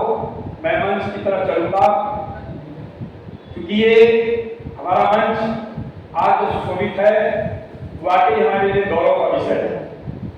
हमारी जो टीम है एकदम यंग है और नए विचारों से उत्प्रोत है। उसकी बातचीत आप लोग हर सप्ताह में 2 बार एक बार देख लेते हैं, तहसीलदार आप लोग गूगल मीट करते हैं। ये नई तकनीक का कमाल है कि आपको यहाँ अगर मीटिंग कर दी जाए कि 4 बजे आपको इकट्ठा होना है। अब हम क्षेत्र में यहाँ से 100 किलोमीटर पे हैं, 7 किलोमीटर पे हैं। हाफते यहाँ तक आते पता लगे सारी एनर्जी व्यस्त हो जाती है, आप लोग कहते उसको सुनती नहीं। आधा से ज़्यादा निकाल देते हैं। लेकिन मैं धन्यवाद दूंगा सबको। खैर ये बात तो शुरुआत में बुरा लगा था हम लोगों को कि क्या गूगल मीट होती रहती है, लेकिन इसका अगर मजबूत और अच्छा पहलू देखा जाए तो वाकई बहुत अच्छा है कि हम अगर 4 बजे गूगल मीट है, अगर यहाँ कर दी जाए तो पहुँचने में हो सकता देर हो जाए, लेकिन हम जहाँ होते हैं वहीं पे खड़े हो जाते हैं। चाहे सर ये भी नहीं पूछते तो होगा, कभी कभार गुस्सा जाते हैं कि पहले तो मैं जानता हूँ तुम लोग घर में बैठे बैठे नौकरी कर रहे हो। ये वाकई उनका अपना अनुभव है, बुरा भी नहीं मानना चाहिए। जिनको कहा जाए उनको समझ जाना चाहिए ये अल्टीमेटम है उनके लिए। और सर अपनी बातों को इतने अच्छे से बता देते हैं कि हम लोग उसको समझ लेते हैं, कार्य करने लगते हैं। वैसे ही हमारे जो दूसरी क्रम में हमारी प्रीति मैम है, वो भी मीटिंग लेती है। उनकी मीटिंग लेने का तरीका बहुत ही नया और अलग है। कितने प्यार से समझा देती हैं कि हर बात को समझना बड़ा आसान हो जाता है और बड़ी तन्मयता से बताती है कि ये ऐसे नहीं ऐसे करना है।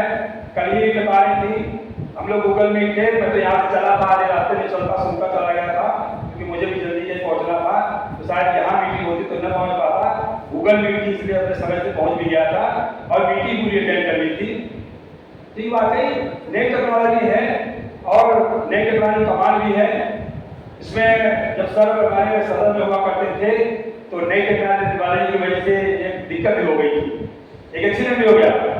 उसी विषय गूगल मीट। तो ऐसा है कि जब कभी आप गूगल मीट करें तो निवेदन आप लोगों से है कि चलते हुए न करें और कहीं सुरक्षित खड़े हो जाए तो ज़्यादा आसान होगा सुनना और समझना। तो मैं चाहूँगा कि इसी क्रम में हमारे साथ हमारी प्रीति मैम है, जिनका सानिध्य हम लोगों को बहुत ही अल्प समय रहा है और अल्प समय में जो मुझे सीखा है और समझा है उसके लिए आपको धन्यवाद भी है। और आज हमारे बीच में हमारे साथियों को आप नई ऊर्जा और नए दिशा निर्देश देने के साथ साथ बात को रखेगी। मैं चाहूँगा प्रीति मैम।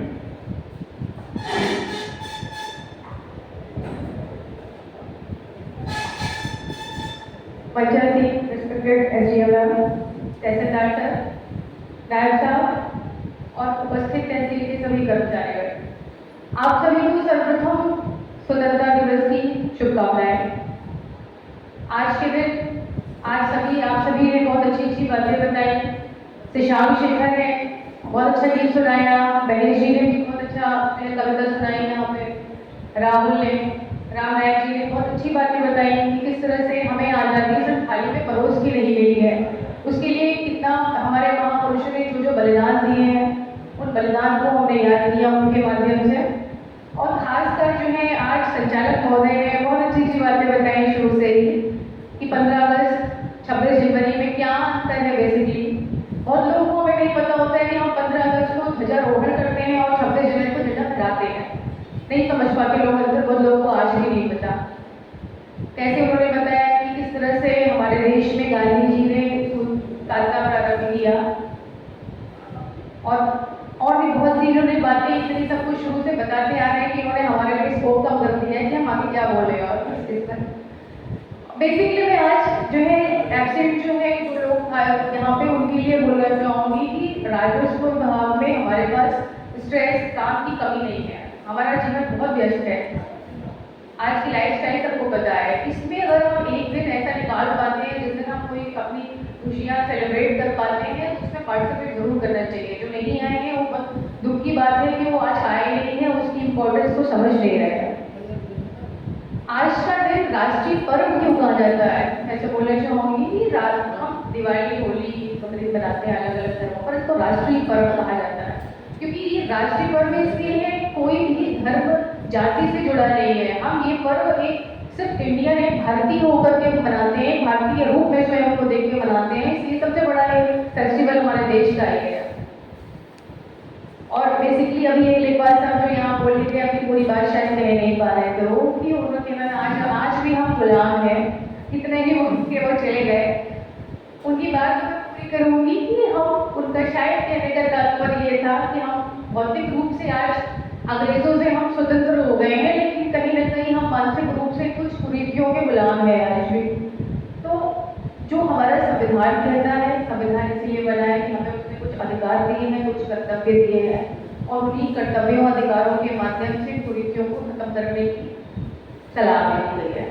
तो मानसिक रूप से गुलाम का तात्पर्य उसी से है कि हम जो भी समाज में बुराई फैली हुई है, हम जिनको मानसिक रूप में लेकर के चल रहे हैं, उनसे दूर हटें, अपने सिर्फ कर्तव्य को समझें और एक अच्छा नागरिक बने। यही सबसे बड़ी जो है उपलब्धि होगी हमारी। और इसी के साथ मैं अपनी वाणी को विराम दूंगी। धन्यवाद। बहुत बहुत धन्यवाद। मैंने बताया कि कार्य की कमी नहीं है, वाकई ऐसे विभाग में हैं हम ऐसी सेवा में हैं जिससे हम हर गरीब का भला कर सकते हैं। मेरा भी चयन पहले विशिष्ट पीटीसी में प्रथम बैच में हुआ था और मैंने पूरी ट्रेनिंग करने के बाद टीचर बनना पसंद नहीं किया था, मैंने लेखपाली चुनना पसंद किया था। इसलिए टीचर बन के हम कुछ सीमित जगह का भला कर सकते हैं और लेखपाल बन के बहुत जगह का भला कर सकते हैं। तो मैं अपने जॉब में बहुत पसंद हूँ, खुश हूँ। मुझे नहीं लगता कि मैंने कोई, लोग कहते हैं कि तनख्वाह के हिसाब से आपने गलत किया, मुझे नहीं लगता कि मैंने कभी गलत किया, क्योंकि जो दिल करे वही करना चाहिए, जो दिल न करे उसे कभी नहीं करना चाहिए। मैं अपना 100% अगर दे पाता हूँ तो इसलिए पानी में दे पाता हूँ, शायद तीसरे में नहीं दे पाता। जबकि मेरा परिवेश जो है, हमारे घर में लेक्चरर हैं और तमाम से लोग हैं, तो हमारे बड़े भाई सरकारी भी हैं, शिक्षा में जुड़े हुए हैं, तो मैं ऐसे बहुत प्रसन्न रहता हूँ। तो ये अपने कार्य की कमी नहीं, मतलब अपने कार्य में दृढ़ चित्त रहो और अच्छा कार्य करो। और मैं इसी के साथ में मैं चाहूँगा कि अब हमारे बीच में हमारे नायब तहसीलदार साहब बैठे हुए हैं और वाकई आपकी मुलाकात हमारी अक्सर जब आप तहसील में नहीं थे तो हुआ करती थी, 92 में हुआ। साहब ने वहाँ पर एक मंदिर का निर्माण कराया जो आपकी ही कुशल नेतृत्व का प्रतीक है, वो जहाँ पर उन्होंने बड़े मन से, बड़े लगन से और बड़ा सुंदर मंदिर बनाया। बात उन्होंने कही थी वहाँ पर, लोग बैठे बात कर रहे थे, कहा कि मैं न रहूँ, ये मेरी यादें यहाँ रहेंगी। तो वाकई जब आप कोई अच्छा कार्य करते हो तो आजीवन अमर हो जाते हो उन यादों के सहारे। ऐसी तरह से हम लोग को कोई न कोई रचनात्मक कार्य करते रहना चाहिए जिससे हम लोग अपनी यादों को छोड़ सकें। मैं चाहूँगा कि नायब तहसीलदार साहब हम लोगों को दिशा निर्देशित करें और हमारा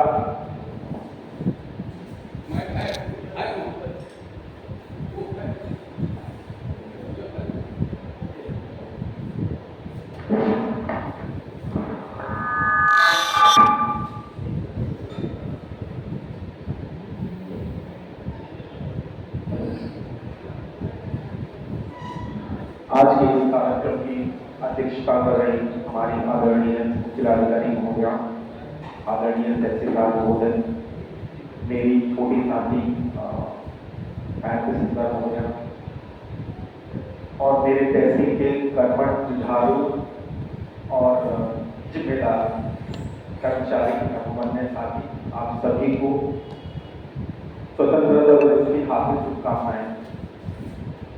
जैसा कि आप सभी विदित हैं, आजादी जो शब्द हम पिछले 75 साल से नहीं, इसलिए मुझे लगता है 300 सालों से बोलते आ रहे हैं, आजादी, फ्रीडम, स्वतंत्रता।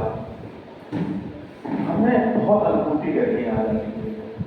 जैसा कि अध्यक्ष जी ने बहुत सारी चीजें ऐड करी, मेरी नॉलेज में कुछ और चीजें आई, जैसे बहुत सारे अन्य राष्ट्र हैं जो ये स्वतंत्रता का दिवस मनाते हैं, इसी दिवस को, इसी डे को, 15 अगस्त को। जिस आजादी के लिए हम लोग लड़े हैं वो सिर्फ गोली बंदूक से ही नहीं है। ये आजादी हमें विचारों की तलवार से चलती है। उन विचारों में से मैं एक दृष्टांत छोटा था जो मुझे सबसे ज्यादा प्रभावित करा है पूरी आजादी की लड़ाई के दौरान में, वो था नमक सत्याग्रह। गांधी जी ने अंग्रेजों ने सबसे पहले कांग्रेस को एक चैलेंज दिया कि आप एक ऐसा संविधान बना के दिखाइए सैमन कमीशन के साथ कि जो सारे वर्गों को एक्सेप्टेबल हो, सारे वर्गों को अपना ले।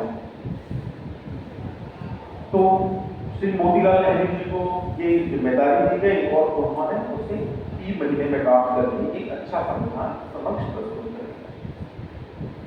गांधी जी ने उस संविधान के साथ एक अल्टीमेटम दिया कि अगर आप इसको स्वीकार नहीं करते हो तो मैं एक ऐसा आंदोलन दोबारा छेड़ूंगा जो राष्ट्रव्यापी होगा।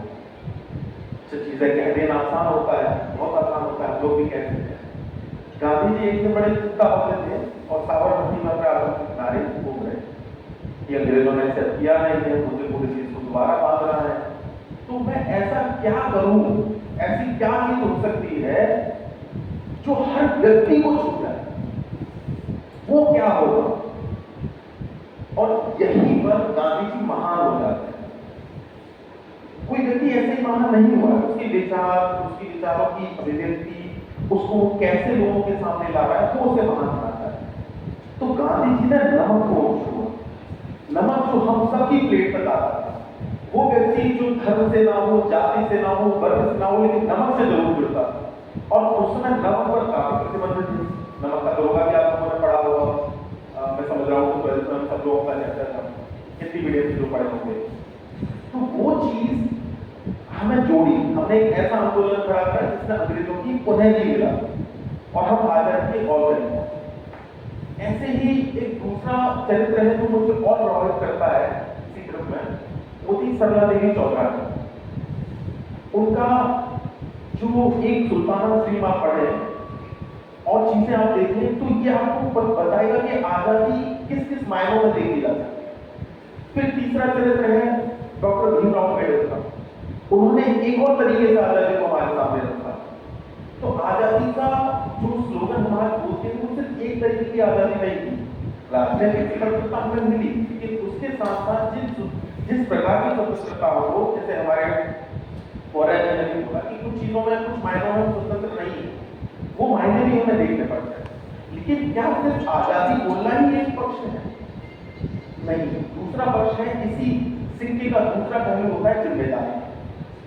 और इस प्रांगण में और इस सभागार में बैठा हर व्यक्ति विशेष है, क्योंकि उसके पास वे जिम्मेदारियां हैं जो किसी की भी आजादी सुनिश्चित करती है, अपनी आजादी। जितना काम, जैसे कि अध्यक्ष ने बोला, मंत्री ने, कि हम कितने पहलुओं को छू सकते हैं एक अधिकारी के तौर पर। क्या हम आगे व्यक्ति तक पहुंच पाते हैं? क्या हम उस सारी जिम्मेदारी का निर्वहन कर पा रहे हैं उनको संविधान ने सौंपी है या हमने स्वयं को सौंपी? इस नौकरी का चुनाव हमारा व्यक्तिगत है ना, कोई डंडा लेकर तो करवाया नहीं है। तो वो हमारे चुनाव है जो राष्ट्र के निर्माण में, समाज के निर्माण में, व्यक्ति के निर्माण में अपना योगदान दे रहे हैं। यही जिम्मेदारियों का अनुसरण करने के लिए, इन्हीं जिम्मेदारियों को जागृत करने के लिए ये दिवस सामान्य से मनाया जाता है। ये दिवस सिर्फ इसलिए नहीं है कि हमने झंडा रोहण करा है। क्यों? इसका मर्म क्या है? इसका मर्म यही है कि एक वक्त, एक घंटे हम बैठ के ये तो सोच रहे हैं कि हम क्या दे रहे हैं देश को। देश ने हमें बहुत कुछ दिया है, हम अपनी तरफ से क्या दे रहे हैं। ये उसी चीज, उसी सोच, उसी जागृति का दिन होता है। जैसे हम शिवरात्रि मनाते हैं तो शंकर की पूजा करते हैं, हमारे अंदर एक अलग भावना आती है। वैसे ही आज हम राष्ट्र की पूजा करते हैं, ये दिन राष्ट्र के लिए होता है, तो हमें पलट के देखना पड़ता है कि मैंने अपने 3 दशक में क्या किया। जब से वो प्रभावी 1 दशक से हुआ तब से मैंने क्या किया। आपके 4 हो सकते हैं, किसी के 5 हो सकते हैं, किसी के 2 हो सकते हैं। उसको पहचानना ये एक आजादी है। और मैं आखिर में 2 लाइनें बोलूंगा जो हमारे लिए बहुत है कि धरा बेच देंगे, गगन बेच देंगे, धरा बेच देंगे, गगन बेच देंगे, कली बेच देंगे, सुमन बेच देंगे, कलम के पुजारी अगर सो गए तो मैं शब्द बदलूंगा यहाँ पे, स्वार्थ के पुजारी वतन के। धन्यवाद। के साथ अपनी बाड़ी को आपको की हार्दिक शुभकामनाएं और मैं चाहूंगा कि आप मुझसे और हर्षोल्लास। धन्यवाद।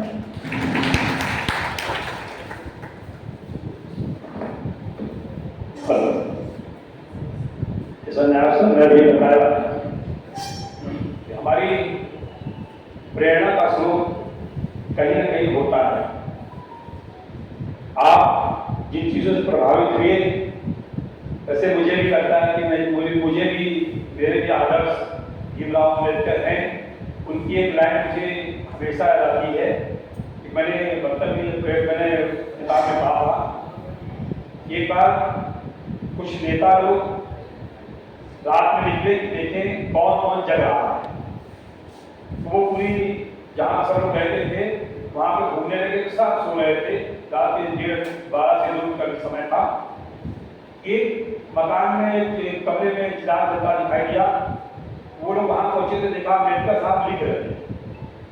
तो लोगों ने उनसे पूछा कि सर हम लोग आज निकले थे कि कौन कौन सो रहा कौन जग रहा है, समाज के जितने जागरूक प्रहरी हैं, आप ही क्यों जग रहे हैं। उनका एक शब्द बड़ा उसमें किताब में लिखा था, वाकई मुझे बहुत याद भी आता और छूटा भी है। उन्होंने कहा कि क्योंकि मेरा समाज सोया हुआ है इसलिए मैं जग रहा हूँ। तो आप कहीं ना कहीं किसी न किसी प्रेरणा लेते हैं और उसके तहत काम करते हैं। तो आप भी जिस नौकरी में हैं तो समझ लीजिए कि पूरा समाज सोया हुआ है, आप एक वो चिराग हो जो पूरे समाज को दिया दिखा सकते हो और अपने इस कर्तव्य बोध के द्वारा। मैं इसी कड़ी में आगे बढ़ूंगा। हमारे तहसील के रहनुमा हम लोग की भरपूर अगुवाई करने वाले, जिनके सानिध्य में हम लोग नई नई चीजें सीखते हैं। सर कभी गुस्सा होते हैं तो कभी बड़ा दोस्ताना भी होते हैं। क्योंकि आप उनके बहुत नजदीक नहीं रहते हैं तो नहीं लगता होगा। मैं सर को अभी 2 दिन पहले की घटना के लिए धन्यवाद दूंगा कि शायद उस घटना पे आपने अगर ज़्यादा कार्य संज्ञान लिया होता तो मेरे एक सिपाही के चेहरे पर मुस्कान नहीं होती और यहाँ पर आकर के वो अच्छे से अपना वक्तव्य न दे पाया होता। मैं इसलिए आपको पुनः धन्यवाद दूंगा कि आपने उस बात को मेरी रखा और आपने मुझसे चलते कहा था जाओ नेपाल की जगह बुलाओ और तुम्हारे संघ को मैंने ये रिजल्ट दिया। तो मैं ऐसा करता हूँ चैनल को कि हमारे किसी साथी के साथ कोई जानबूझ के गलती नहीं करता। जाने जाने कभी हो जाती है। इस सहजता से अगर आप हम लोग का मार्गदर्शन करते रहेंगे तो हमें नहीं लगता कि तहसील में कभी कोई समस्या आने वाली है। एक सर चूंकि आज हमारी टीम सामने बैठी हुई है, कभी कदार दर्द होता है जब आप बात से कह देते हो कि पासबुक मंगा लो, उनकी बुकें मंगाओ, मैं आज ही रखूंगा। सर मुझे आज तक ये नहीं समझ में आया कि जब लाल कलर से रंगने की बात आती है तो 10 मिनट का समय नहीं लगता, लेकिन जब किसी लेखपाल के अच्छे कार्य को लिखने की बात आती है तो शायद समय ही नहीं मिलता।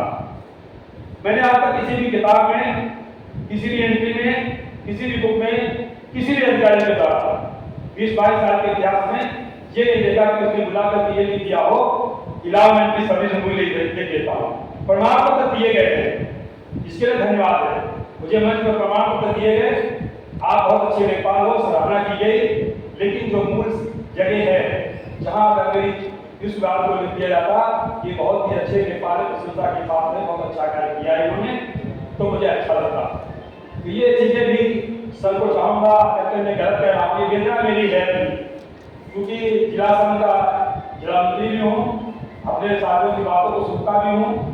जब दर्द होता है तो लोग मुझे रात में कर जाते हैं, बात से दुख कर जाते हैं, अब कितना कर जाते हैं शायद आपको नहीं पता होगा सर। ये हमारा बात से दुख चलता है, इसमें हर छोटी बड़ी सब तहसीलों की बातें जो हमारे प्राइवेट लेखपालों की आती हैं तो हमको टच किया जाता है। उस पर हम कैसे निवेश करते हैं ये आपसे और हमसे बेहतर कोई नहीं जान सकता, उनको हम बीच में ला भी नहीं सकते। क्या हर बात को आप लोग शेयर करें या बता दें। तो मैं इस आशा के साथ कि आने वाले भविष्य में हमारी अगर कहीं बात लगे आपको कभी किसी पे गिनती कर दीजिएगा अच्छी, तो मेरे इस जिला मंत्री होने का एक गौरव होगा कि मैं अपनी बात को सिंपली कह पाया। मैं हकीकत भी है कि मैं जो डीएम साहब जो मिलता हूँ उनसे भी मैं कह देता हूँ, मैं किसी बात को छुपाता नहीं हूँ, मैं फ्रेंकली बता देता हूँ। डीएम साहब से भी, इस वक्त डीएम साहब भी हमारे बहुत अच्छे, वो भी युवा है। ये हमारा सौभाग्य है कि डीएम साहब भी हमारे बहुत अच्छे, बड़ा अच्छे सुनते हैं। मेरे प्रकरण में तो उन्होंने, मैं बता रहा हूँ, कोई नहीं कर सकता, मैं तो लेडी न्यूज विभाग का आजीवन रहूंगा कि मेरे लिए जो एडीएम रात के 11 बजे पैदल चल करके स्टूडियो के पास जाए, इससे बड़ी बात नहीं हो सकती इस मेरे लेखपाल संवर्ग के लिए। मैं इसके लिए पूरे अपने जो है टीम को, अपने अधिकारियों को बधाई दूंगा। ये तहसील से निकला हुआ जो हमारे लिए दर्द था, वो एडीएम साहब को पैदल ले जाने में वहाँ मजबूर हुआ। ऐसा ही अगर हम लोगों के साथ दोस्ताना और अच्छा व्यवहार होता रहेगा तो हम लोग कभी किसी काम को पीछे करने में नहीं है। ये आशा और विश्वास आपको दिलाते हैं कि तहजीब नंबर 1 रही है और नंबर 1 रहेगी। आपके आज किसी भी इसमें कहीं कोई आस नहीं आने दी जाएगी। मैं इसी के साथ चाहूँगा कि आप हमारा आशीर्वाद वचन देते हुए दिशा निर्देश देते हुए हमको निर्देशित करें। माननीय तहसीलदार साहब।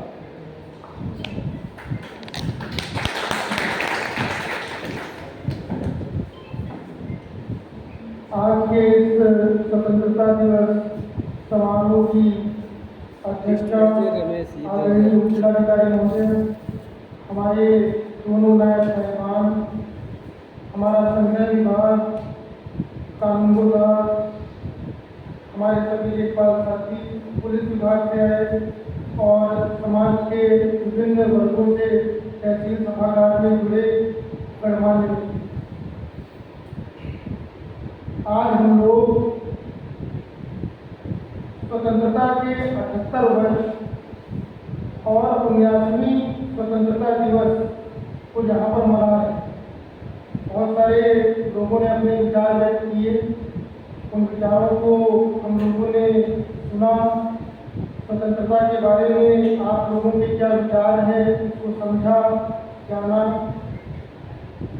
बहुत सारे यहाँ पर ऐसे लोग भी होंगे जिनका इतिहास का पृष्ठभूमि रही होगी, जिन्होंने इतिहास को पढ़ा होगा। ये संघर्ष जो स्वतंत्रता के रूप में आज हम लोग प्राप्त किए हैं, बहुत ही कठिन संघर्ष था, कोई इसमें कहने की बात नहीं है। शस्त्र से लेकर के शास्त्र तक जितने भी तरीके स्वतंत्रता को प्राप्त करने के अपनाए जा सकते थे, वो सारे तरीके भारतीय स्वतंत्रता संग्राम में हुए। चाहे क्रांतिकारी संघर्ष हो, चाहे गांधी जी का बिना शस्त्र के सही संघर्ष हो, चाहे कृषक आंदोलन हो, चाहे मजदूरों का आंदोलन हो, चाहे जनजातीय आंदोलन हो। एक विशाल पैमाने पर क्योंकि भारत विविधताओं का देश रहा है, हर क्षेत्र की अलग अलग समस्याएं रही हैं, तो उन समस्याओं को दृष्टिगत रखते हुए भारत के विभिन्न वर्गों ने अपनी अपनी समस्याओं को देखते हुए विभिन्न क्षेत्रों में क्षेत्रीय आंदोलन भी चलाए और वो क्षेत्रीय आंदोलन राष्ट्रीय आंदोलन की मुख्य धारा से जुड़ते हुए चले। तो ये सारी चीज़ें आप लोगों ने पढ़ी हैं इतिहास के अंतर्गत। कई लोगों ने इतिहास के अंतर्गत उन योद्धाओं को, उन स्वतंत्रता वीरों की गाथाओं को भी सुना होगा, पढ़ा होगा। मैं कुछ चीज़ें यहाँ पर जो हमने स्वतंत्रता प्राप्त की, उसमें जो स्वतंत्रता हमने आज प्राप्त की है, उसमें राष्ट्र और नागरिक क्या होना चाहिए और किस तरीके से अगर हम स्वतंत्र रहते ही संतुष्ट रहते तो शायद आज भी हम ब्रिटिश साम्राज्य की अधीनता में ही काम कर रहे होते। हमने प्रयास क्यों किया स्वतंत्र होने का? क्योंकि हम बेहतर होना चाहते थे, हम खुली हवा में सांस लेना चाहते थे। खुली हवा में सांस केवल अंग्रेजों से मुक्ति की नहीं, वो तो राजनीतिक स्वतंत्रता है। स्वतंत्रता इस बात की नहीं चाहिए थी कि जब भारत स्वतंत्र हो जाएगा तो क्या भारत का वह अंतिम व्यक्ति भी स्वतंत्र हो पाएगा, जिसको भारत के अंदर ही निवास करने वाले बहुत सारे लोगों ने पददलित कर रखा है। तो यहाँ पर स्वतंत्रता एक बृहद मायना लेता है कि हम अंग्रेजों की स्वतंत्रता के साथ एक नागरिक के रूप में भारत के अंदर भी उन लोगों की प्रताड़नाओं से स्वतंत्र हो पाएंगे जिनसे हमको स्वतंत्र हो जाना चाहिए। मैं कुछ चीज़ें बताऊंगा आप लोगों को कि एक राष्ट्र किस प्रकार से होता है और एक राष्ट्र नायक किस प्रकार से होता है। गांधी जी के बारे में आपने बहुत कुछ पढ़ा है। राष्ट्र के लिए उन्होंने जितना योगदान किया है वो विश्व में भी माना जाता है और भारत में भी उनकी प्रतिष्ठा है। कुछ मैं आपको एक चीज़ें इसलिए शेयर करना चाहता हूँ, कुछ चीज़ें बताना चाहता हूँ, क्योंकि एक राष्ट्र के निर्माण में स्वामी विवेकानंद जी एक बात कहते थे कि कोई व्यक्ति जिसको जो कार्य दिया गया है, यदि वह कार्य सर्वोत्तम रूप से करता है तो राष्ट्र निर्माण में वह अपनी भूमिका दे रहा है। जैसे कि एक सैनिक को, अगर वो सैनिक है तो उसका प्रधान कर्तव्य है सीमाओं की रक्षा करना। हमारा एक रेवेन्यू अधिकारी और कर्मचारी के रूप में प्रधान कर्तव्य है राजस्व की योजनाओं और परियोजनाओं को क्रियान्वित करवाना। तो जरूरी नहीं है कि हमारे हाथ में बंदूक ही हो तो ही हम राष्ट्र के सेवक माने जाएंगे। यदि हम एक रेवेन्यू अधिकारी और कर्मचारी के रूप में राजस्व के दिए हुए उत्तरदायित्वों का भी उचित रूप से निर्वहन करेंगे तो हम राष्ट्र के निर्माण के एक अंग माने जाएंगे। मैं कुछ आपको किस्से सुनाना चाहता हूँ कि राष्ट्र क्या होता है और राष्ट्र का चरित्र किस दिशा में जाना है। एक बार जापान में, पहले अब तो हर तरफ हम लोग पूंजीवादी सिस्टम की तरफ बढ़ रहे थे, जापान में भी एक दौर था जब समाजवाद हुआ करता था। वहाँ पे जो उद्योग धंधे थे वो भी समाजवादी पैटर्न पर चला करते थे। सरकार की नीतियों के विरोध में वहाँ के कर्मचारियों ने यह आह्वान किया कि हम हड़ताल करेंगे, लेकिन हड़ताल बड़ी विचित्र थी। हड़ताल को किस तरीके से थी, कोई भी कर्मचारी काम बंद नहीं किया, काम किया इस तरीके से वो समझने की जरूरत है। जूता निर्माण करने की वो कंपनी थी, जूता निर्माण वो करती थी कंपनी, जब स्ट्राइक की गई थी उससे पहले 12 घंटे, और जब उन्होंने स्ट्राइक की तो जूता निर्माण कंपनी ने काम करना चालू कर दिया 16 घंटे। लेकिन उस 16 घंटे में पैर के एक ही पैर का जूता निकाला गया, प्रोडक्शन नहीं रोका गया, पैर का एक ही जूता बनाया गया। सरकार ये नहीं कर सकती थी कि आप काम नहीं कर सकते, लेकिन उससे सरकार को लाभ भी नहीं हो रहा था। अंततोगत्वा मजदूरों की मांगे मानी गई।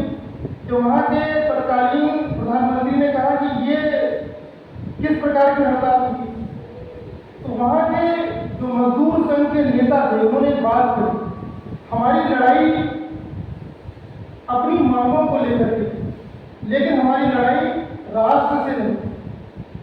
हम ये नहीं चाहते थे कि हम हड़ताल इस रूप में कर दें कि काम बंद हो जाए और उससे जापान का नुकसान हो जाए। हम चाहते थे कि हमारी मांगों को समझा जाए। अगर हम हड़ताल इस रूप में करते कि हम प्रोडक्शन को बंद कर देते तो शायद सरकार से हमारा टकराव होगा और सरकार उन बातों को ना समझ पाती। आप हमारी इस बात को समझ पाए क्योंकि आपने भी इस बात को महसूस किया कि जो काम हम 12 घंटे करते थे उसको हमने 16 घंटे किया, क्योंकि हम राष्ट्र का नुकसान नहीं कर रहे थे। ये मैं पहला किस्सा सुना रहा हूँ, मैं थोड़ा सा समय लूंगा फिर अपनी बातों को जोड़ूंगा। दूसरा किस्सा जापान का, जब अटैक हुआ था पर्ल हार्बर पर, और उस समय अमेरिका के राष्ट्रपति फ्रैंकलिन डी रूजवेल्ट हुआ करते थे और एक छड़ी का इस्तेमाल करते थे, एक पांव से विकलांग थे। जब जापान ने पर्ल हार्बर पर आक्रमण किया तो फ्रैंकलिन डी रूजवेल्ट ने अपने पूरे आर्मी ऑफिसर्स की एक मीटिंग बुलाई। बहुत बड़ा ये बड़ी चीज थी कि जापान ने इतनी दूरी से अमेरिका जैसे राष्ट्र पर आक्रमण कर दिया। अगर कहें तो उस सेंस में अमेरिका उस समय आज के जैसी एक महाशक्ति नहीं थी, बन रही थी। मीटिंग चल रही थी, वहाँ के उनके जो सेना नायक थे वो कुछ इस तरह, आप चाहें तो इसमें मूवी भी देख सकते हैं, वो कुछ इस तरह की बातें कह रहे थे कि इतना दूर है जापान, हम लोग कैसे जापान पे आक्रमण करेंगे, कैसे संभव होगा। तो फ्रैंकलिन डी रूजवेल्ट सहारा लेके उठते थे। वो शायद उनके जीवन के कुछ उन पलों में से था जब उन्होंने सहारा नहीं लिया, सीधे अपना हाथ टेबल पे टेका और खड़े हो गए, और उनका एक स्टेटमेंट था। ठीक उसी तरीके से अमेरिका खड़ा होगा जैसे आज अमेरिका का राष्ट्रपति बिना किसी सहारे के खड़ा होगा। उन्होंने कहा बात